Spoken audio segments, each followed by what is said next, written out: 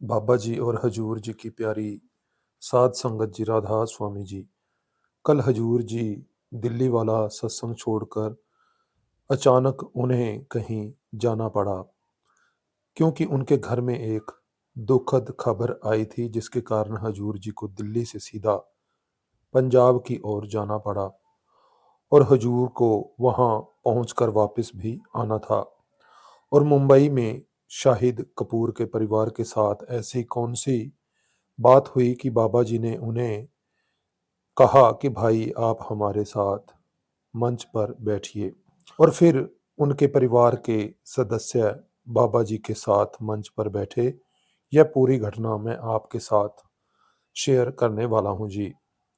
तो साथ संगत जी, आप सभी से विनती है कि चैनल को जरूर सब्सक्राइब करें जी।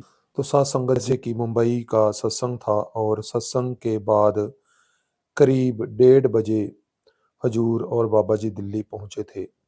आपको पता ही होगा कि दिल्ली में भी सत्संग होना था और हजूर जी की जिम्मेदारी भी उतनी ही है जितनी कि बाबा जी की भी। इसीलिए वह अपने शेड्यूल को कभी नहीं छोड़ सकते, क्योंकि संत महात्माओं के लिए संगत सबसे पहले होती है और परिवार बाद में।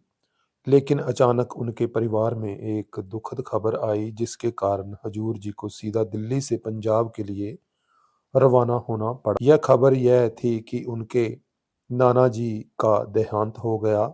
इसी कारण हजूर जी तुरंत गुरदासपुर पहुंचे। पहले हजूर जी का हेलीकॉप्टर दिल्ली से सीधा चंडीगढ़ गया, वहां फ्यूल भरा गया और फिर करीब 2:30 बजे वह गुरदासपुर पहुंचे।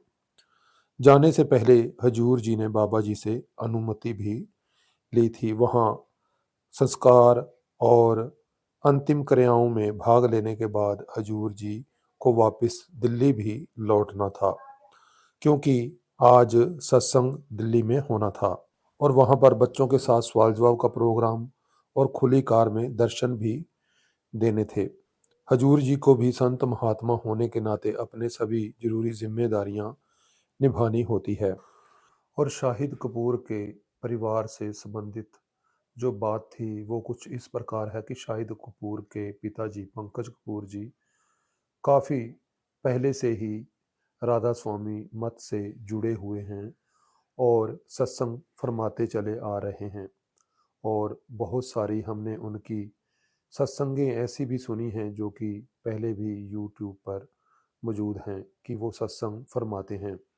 और बाबा जी मुंबई के इस सत्संग के दौरान जब गए हुए थे तो पंकज कपूर जी भी मंगलवार का जो सत्संग था उन्होंने बाबा जी के साथ बैठकर फरमाया था और बड़े ही सुंदर शब्दों में उन्होंने यह सत्संग फरमाया था और इतने भावनात्मक तरीके से सत्संग फरमाया था कि जिसे सुनकर संगत भी रोने लग गई थी। और एक बड़ी ही सुंदर गुरु घर से जुड़ी हुई कथा भी सुनाई थी कि किस तरह से गुरु साहिबान ने 70 बार एक थड़े को मनवाने के लिए उसे तोड़ा गया था। और उनके एक प्यारे जब सिख ने इस बात को माना, गुरु के भाने को माना और बनाया और उसी को ही उत्तराधिकारी के रूप में चुन लिया गया था, तो यह बड़ी ही सुंदर तरीके से कथा भी उन्होंने यह सुनाई थी कि किस तरह से जब हम मालिक के भाने में रहते हैं, अपने गुरु का हुक्म मानते हैं, तो गुरु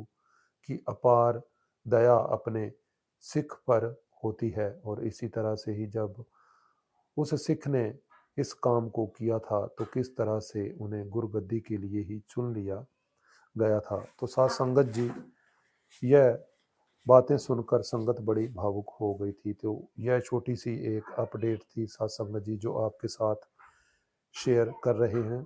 आज के वीडियो में बस इतना ही, फिर मिलेंगे नई अपडेट के साथ। राधा स्वामी जी।